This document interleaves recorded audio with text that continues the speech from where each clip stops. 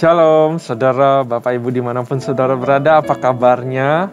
Sudah semangat untuk baca firman Tuhan ya saudara kita pada sekarang ini. Dan kita mau puji dan sembah Tuhan dulu, muliakan Dia dulu di atas segala sesuatu, di atas segala yang akan kita lakukan. Bukan cuma waktu Bible study, di pertama-tama waktu menjalani hari, layaklah kita puji sembah Dia dulu. Mari kita bersatu dengan rohnya Tuhan. Saudara boleh berdoa sama Tuhan, boleh katakan yang manis, yang baik, katakan Dia baik, haleluya kepadanya. Get comfortable with the presence of God. Thank you Jesus. Kami datang kepadamu Tuhan, kami bersyukur kepadamu Tuhan. Oh, jamah kami Bapa.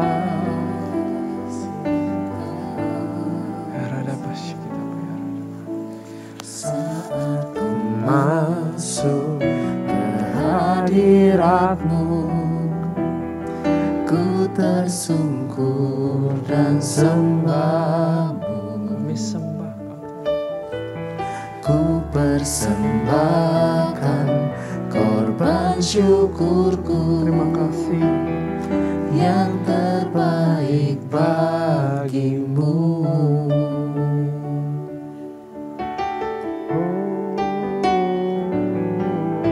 Saat ku masuk ke hadirat-Mu, ku tersungkur dan sembah-Mu. Ku persembahkan korban syukurku, yang terbaik bagimu.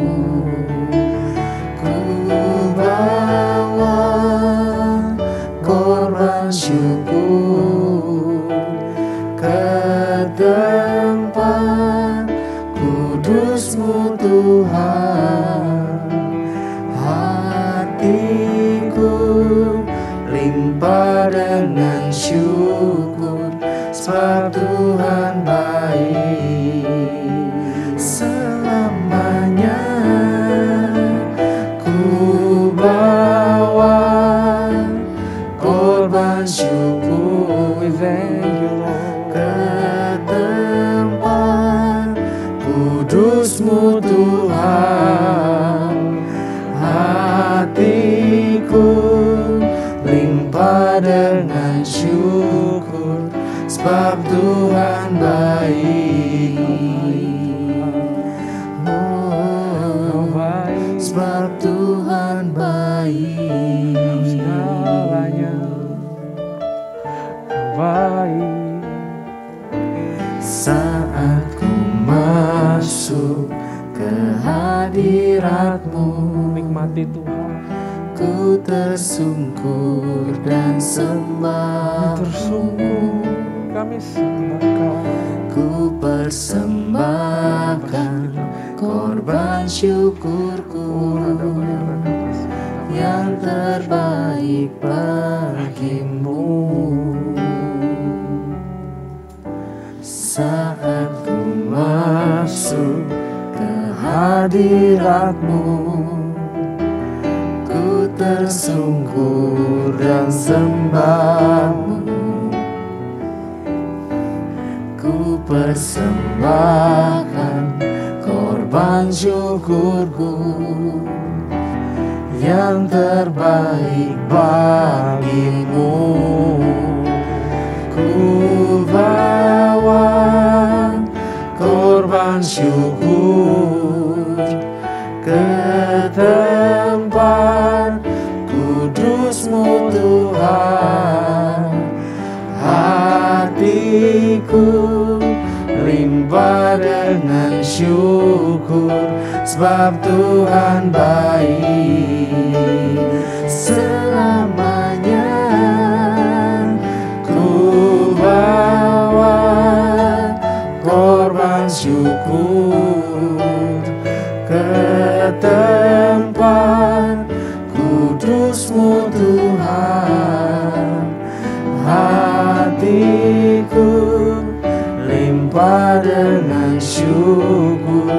sebab Tuhan baik selamanya.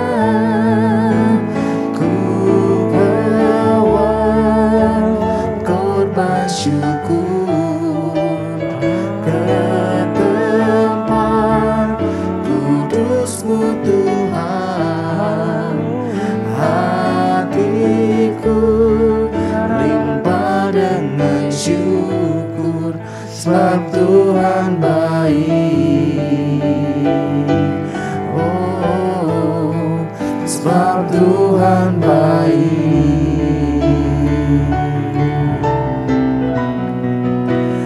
Ku bawa korban syukur ke tempat kudus-Mu Tuhan. Hatiku limpah dengan syukur sebab Tuhan baik selamanya. Ku bawa korban syukur ke tempat kudus-Mu Tuhan. Hatiku limpah dengan syukur sebab Tuhan baik. Oh, sebab Tuhan baik. Oh, sebab Tuhan baik. Oh, sebab Tuhan baik. Oh yes, you are good.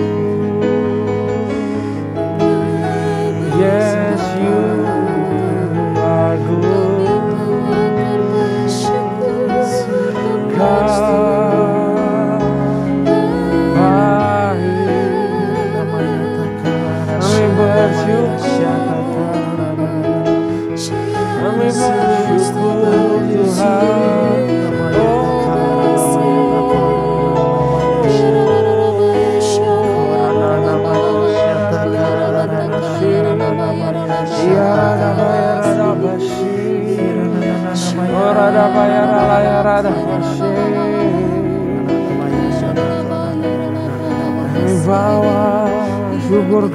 Tuhan. Kami bawa syukur kami Tuhan. Kami bawa syukur kami Tuhan. Ku bawa kepadamu, oh Tuhan, persembahanku ini. Ku ingin Engkau menerima korban syukurku melalui pujian. Takkan pernah ku bawa selain yang terbaik, yang harum dan sejati di hadapan tatamu. Yesusku, terimalah korban syukurku ini yang mengalir di hatiku sebagai persembahanku. Ku bawa kepadamu, oh Tuhan, persembahanku ini. Ku ingin Engkau menerima korban syukurku melalui pujian. Takkan pernah ku bawa selain yang terbaik, yang harum dan sejati di hadapan tatamu. Yesusku, terimalah korban syukurku ini yang mengalir di hatiku sebagai persembahanku. Takkan pernah ku bawa selain yang terbaik, yang harum dan sejati di hadapan tatamu. Yesusku, terimalah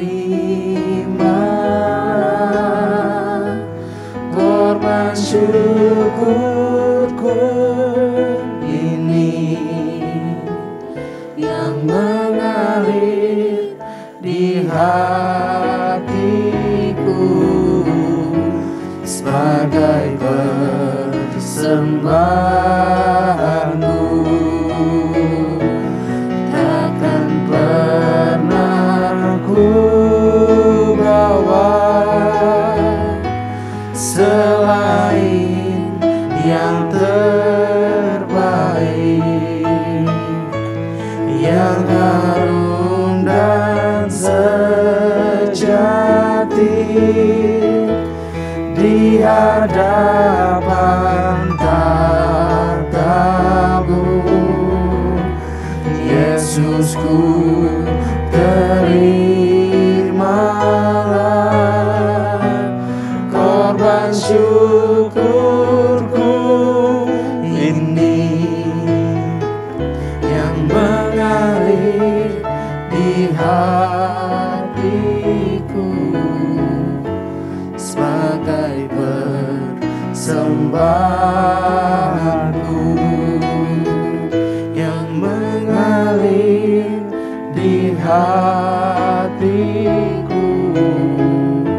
sebagai persembahanku, yang mengalir di hatiku sebagai persembahanku.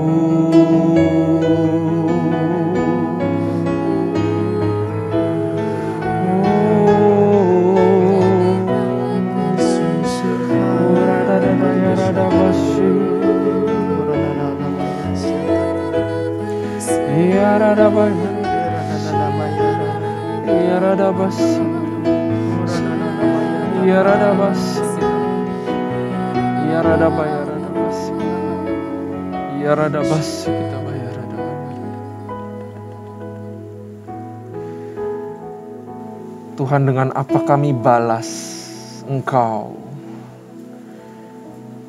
selain dengan pujian, nyanyian yang dari lubuk hati kami yang terdalam. Kami mau bawa persembahan, korban pujian dan syukur itu, Tuhan, sehingga menjadi seperti ukupan dupa yang harum, naik sampai ke ruang Maha Kudus. Karena untuk itulah kami diciptakan Tuhan. Bahwa kami adalah persembahannya untuk Engkau ya Bapa. Jangan menyerah Tuhan sama kehidupan kami. Bentuk kami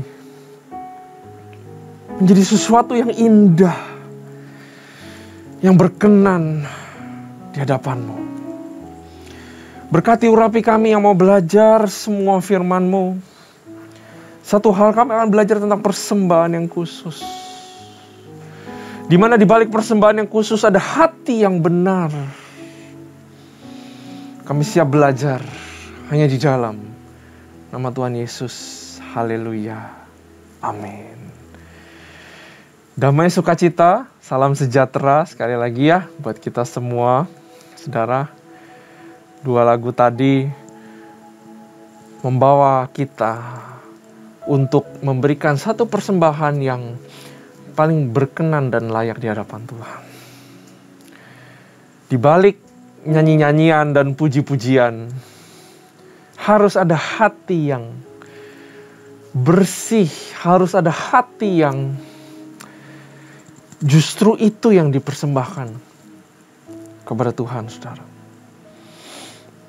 Mungkin saudara nyanyinya nggak gitu hebat, saya juga nggak hebat. Asal hati kita benar-benar tertuju kepada Tuhan, maka dia disenangkan, saudara. Ya, hari ini kita belajar dari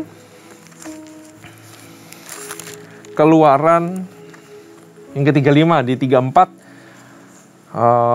tentang dua loh batu lagi, hukum Taurat yang dituliskan kembali. Dan 35 ini tentang di dalam kemah sucinya, tentang apa yang harus dibawa saat menghadap kepada Tuhan. Itu esensi daripada Keluaran 35. Tadi saya udah kasih kisi-kisi, esensinya adalah hati, saudara. Karena itu, Bapa, kami berdoa buat hati kami menjadi hati yang bersih dan hati yang mau dibentuk Tuhan untuk menerima firman-Mu ya Bapa. Kami bertobat, kami minta ampun apabila masih ada dosa dan ada konflik. Ampuni kami ya Bapa. Thank you Jesus. Ya. Nah, Keluaran 35. Saudara siapkan Alkitab, jangan cuma dengar ya, saudara. Tapi saudara juga harus baca Alkitab, harus tulis, harus catat apa yang saudara dapat. Ya, itulah kalau kita mau belajar untuk baca Alkitab, saudara, Bible study. Ayat 35, 1-3, sedikit pengulangan, tapi nggak apa-apa kita baca. Peringatan untuk menguduskan hari Sabat. Hari Sabat sudah dijelaskan peraturannya untuk apa semua di Keluaran 31. Nah, ini eksekusinya sebenarnya, saudara. Lalu Musa menyuruh berkumpul segenap jemaah Israel dan berkata kepada mereka, inilah firman yang diperintahkan Tuhan untuk dilakukan. 6 hari lamanya boleh dilakukan pekerjaan, tetapi pada hari yang ke-7 haruslah ada perhentian kudus bagimu, yakni Sabat, hari perhentian penuh bagi Tuhan. Setiap orang yang melakukan pekerjaan pada hari itu haruslah dihukum mati.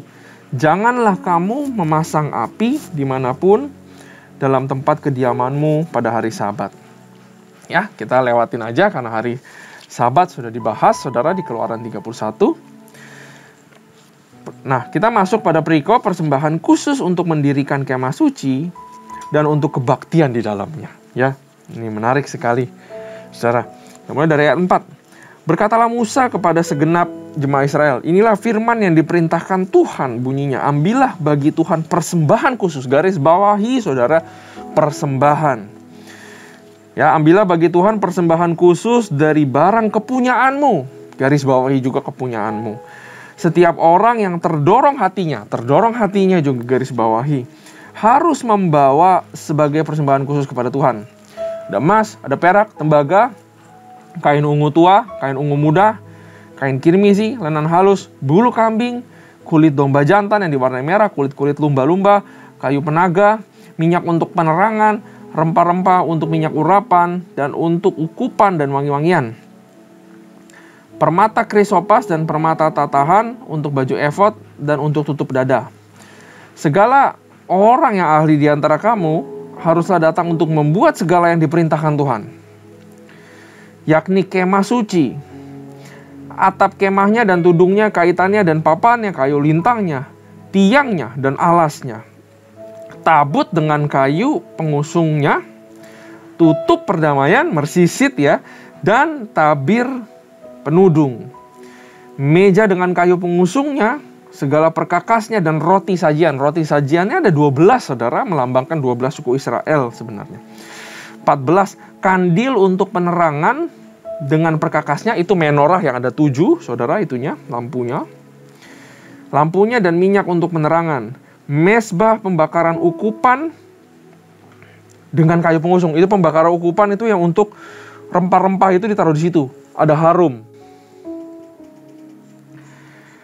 Tirai pintu untuk kemah suci ayat 16, mezbah korban bakaran dengan kisi-kisi tembaganya, kayu pengusungnya dan segala perkakas, bejana pembasuhan dengan Allah. Jadi ada altar, ada mezbah untuk persembahan untuk binatang, dan juga ada bejana untuk membasuh bagi imam. Ayat 17, layar pelataran, tiangnya, alasnya, tirai pintu, gerbang pelataran itu, patok kemah suci dan patok pelataran dan talinya, pakaian jabatan untuk menyelenggarakan kebaktian di tempat kudus, dan pakaian kudus bagi Imam Harun, dan pakaian anak-anaknya untuk memegang jabatan imam. Lalu pergilah segenap jemaah Israel dari depan Musa setelah Musa kasih perintah. Sesudah itu datanglah setiap orang yang tergerak hatinya. Tergerak hatinya, garis bawah lagi. Tergerak hatinya membawa persembahan khusus kepada Tuhan untuk pekerjaan melengkapi kemah pertemuan dan untuk segala ibadah di dalamnya dan untuk pakaian kudus itu. Saudara, sebenarnya kalau sudah ada hati yang terdorong untuk memuliakan Tuhan, sudah ada worship, kita sudah beribadah sebenarnya. Tapi karena ini sedang pembentukan suatu ibadah, maka lain ya saudara artinya. Tapi bagi kita semua di zaman now sekarang, hati kalau benar, there is worship. Hati kalau benar, itu seperti ukupan yang terus menyala, harum di hadapan Tuhan, ya. Ayat 22, maka datanglah mereka, baik laki-laki maupun perempuan, setiap orang yang terdorong hatinya lagi. Garis bawahi lagi, saudara, terdorong hatinya, dengan membawa anting-anting hidung, anting-anting telinga, cincin meterai dan kerongsang, segala macam barang emas. Demikian juga setiap orang yang mempersembahkan persembahan untuk unjukan dari emas bagi Tuhan. Juga setiap orang yang mempunyai kain ungu tua, kain ungu muda, kain kirmizi, kemudian juga lenan halus, bulu kambing, kulit domba jantan, ini warna merah, dan kulit lumba-lumba, datang membawanya. Setiap orang yang hendak mempersembahkan persembahan khusus dari perak atau tembaga, membawa persembahan khusus kepada Tuhan itu. Dan setiap orang yang mempunyai kayu penaga, membawanya juga untuk segala pekerjaan mendirikannya itu. Setiap perempuan ahli memintal dengan tangannya sendiri, dan membawa yang dipintalnya itu, yakni kain ungu tua, kain ungu muda, kain kirmizi, lenan halus. Semua perempuan yang tergerak hatinya oleh karena ia berkeahlian memintal bulu kambing. Pemimpin-pemimpin membawa permata krisopras dan permata tatahan untuk baju efod dan untuk tutup dada. Baju efod itu baju yang high priest ya saudara, Harun. Rempah-rempah dan minyak untuk penerangan, untuk minyak urapan dan untuk ukupan dari wangi-wangian. Semua laki-laki dan perempuan yang terdorong hatinya akan membawa sesuatu untuk segala pekerjaan yang diperintahkan Tuhan dengan perantaran Musa dilakukan. Mereka itu, yakni orang Israel, membawanya sebagai pemberian sukarela bagi Tuhan. Kita habisin dulu ya saudara ya, 30 sampai ayat yang ke-35 adalah pengulangan yang ada di Keluaran 31, di mana Tuhan memperlengkapi Bezalel dan Aholiab. Ini eksekusinya. Berkatalah Musa kepada orang Israel, lihat Tuhan telah menunjuk Bezalel bin Uri bin Hur dari suku Yehuda, dan ia telah memenuhinya dengan roh Allah, dengan keahlian, pengertian, pengetahuan segala macam pekerjaan, yakni untuk membuat berbagai rancangan supaya dikerjakan dari emas, perak, dan tembaga. Untuk mengasah batu permata supaya ditatah, untuk mengukir kayu, dan untuk bekerja dalam segala macam pekerjaan yang dirancangnya itu. Dan Tuhan menanam dalam hatinya dan dalam hati Aholiab bin Ahisamak dari suku Dan kepandaian untuk mengajar. Ia telah memenuhi mereka dengan keahlian untuk membuat segala macam pekerjaan seorang tukang, pekerjaan seorang ahli, pekerjaan seorang yang membuat tenunan yang berwarna-warni dari kain ungu tua, kain ungu muda, kain kirmisi, dan lenan halus, dan pekerjaan seorang tukang tenun, yakni sebagai pelaksana segala macam pekerjaan dan perancang segala sesuatu. Saudara, kadang-kadang kalau baca Alkitab mungkin kita bingung. Ngapain Tuhan ngomong-ngomong panjang lebar kayak begini ya, ngulang-ulang lagi gitu. Untuk ada inilah, ada itu, sangat detail saudara. Kadang-kadang kita suka nggak tertarik. Dan saat nggak tertarik kita lewat aja gitu. Ya. Tapi saya percaya firman Tuhan yang dituliskan nggak pernah sia-sia. Bahkan waktu saudara baca kadang-kadang ada silsilah ya. Si ini memperanakan ini, si ini memperanakan ini. Wah semua gitu. Saya mana mungkin hafal, buat apa semua ini. Saya nggak kenal sama mereka. Kadang-kadang kita nggak mengerti kok firman Tuhan kayaknya ditulis kok percuma ya. Ada bagian-bagian yang percuma gitu. Tapi nggak percuma saudara. Waktu silsilah itu ditulis, kita nggak tahu mereka siapa. Tapi Tuhan tahu. Dan Tuhan memperdulikan generasi demi generasi. Begitu juga Tuhan pedulikan kita generasi demi generasi. Selalu bisa dapat sesuatu di dalam firman Tuhan, ya saudara. Nah, saudara ke ayat 5. Ambillah bagi Tuhan ayat 5. Ambillah bagi Tuhan persembahan khusus dari barang kepunyaanmu. Tadi saya minta saudara kita garis bawahi kepunyaanmu. Tuhan berbicara kepada bangsa Israel. Kamu harus kasih persembahan khusus dari kepunyaanmu. Kalau saya baca Keluaran, saya bilang bangsa Israel itu nggak punya apa-apa, saudara. Semua yang dipunyai bangsa Israel dirampas semua dari Mesir karena Tuhan suruh rampas. Jadi kepunyaan bangsa Israel itu sebenarnya dari Tuhan. Tapi luar biasa sekali Tuhan pakai satu kata di sini. Hei, mau gak? Ayo dong kasih persembahan khusus dari kepunyaanmu. Bisa aja Tuhan ambil. Itu punya Tuhan, bukan punya bangsa Israel. Kepunyaanmu ini adalah satu kata yang bisa merema di dalam kehidupan kita. Apa kepunyaanmu? Waktu saya persiapkan ini kemarin, tidak ada satupun yang saya bisa bilang itu kepunyaan saya. Semua itu kepunyaan Tuhan. Tuhan ngetes bangsa Israel. Ya kan kamu punya banyak, kamu bawa persembahan khusus. Dan kita tahu hanya orang-orang yang tergerak yang kasih. Orang-orang yang gak tergerak sudah merasa itu punyanya dia dan bukan punya Tuhan. Kepunyaanmu adalah suatu arti stewardship, di mana kita itu pengelola, pemelihara apa yang dititipkan Tuhan aja, saudara. Tidak ada satupun yang punya kita. Nyawa pun punya Tuhan. Tergerakkah hati kita untuk memberikan apa yang kita punya buat Tuhan?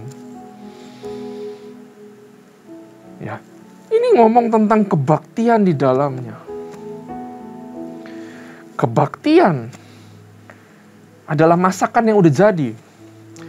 Bahan mentahnya adalah kepunyaan kita, apakah kepunyaan Tuhan?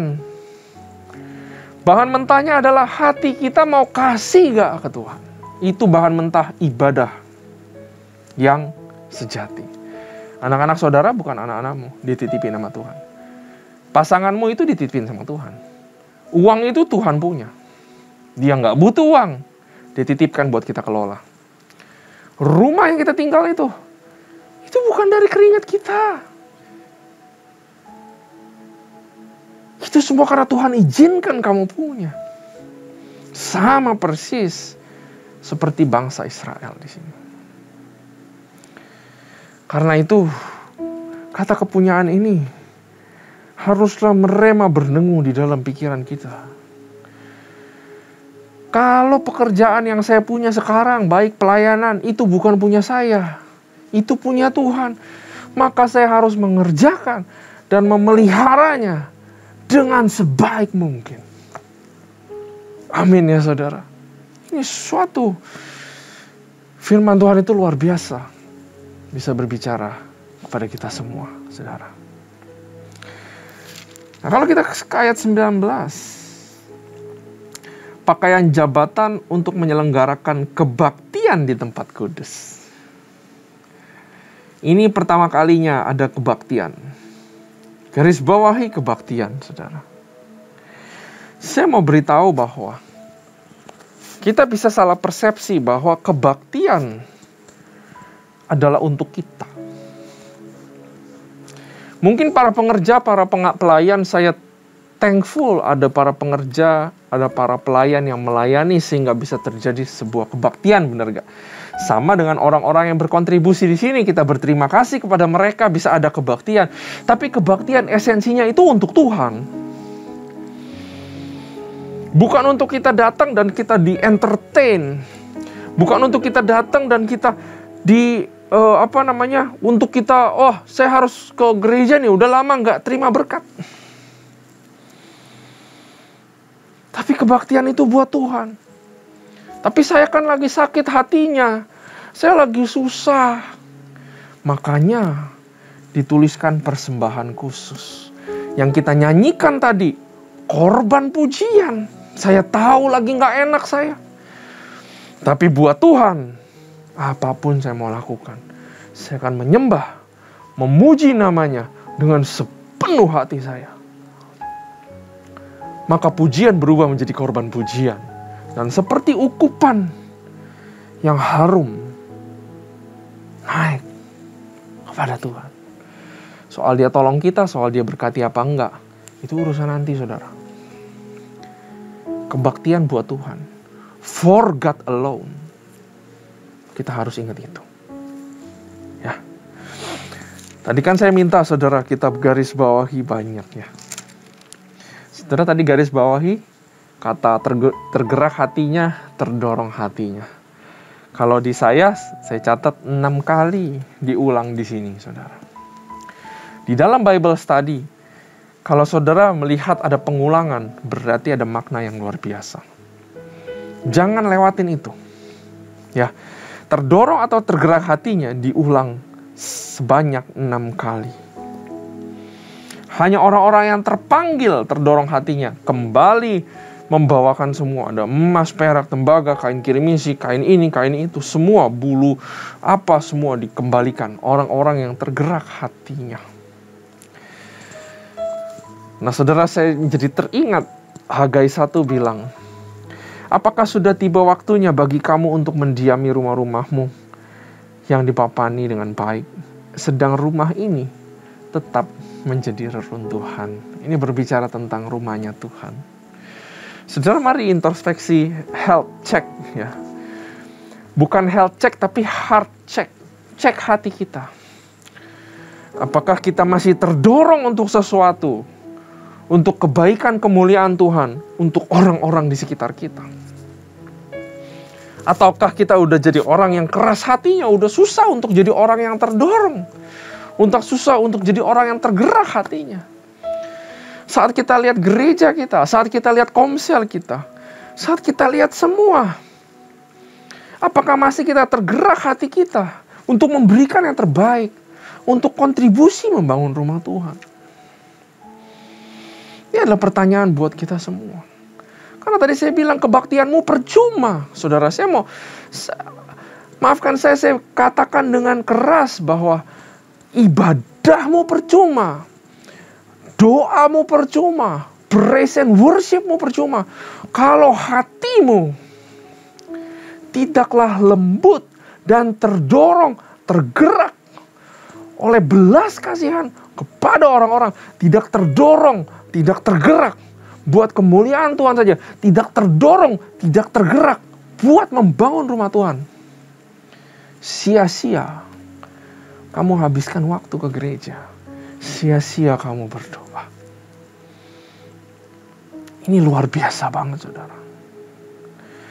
Kita diberkati untuk menjadi berkat. Apakah hati kita terdorong?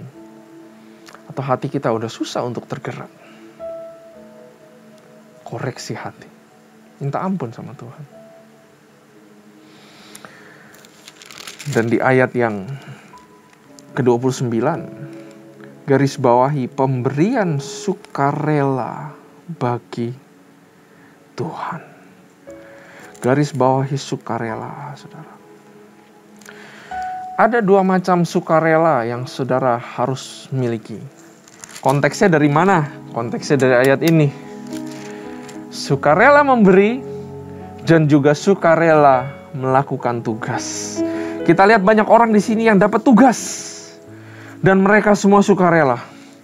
Mereka memberi dan mereka semua sukarela. Jangan sampai saudara memberi tapi nggak ikhlas.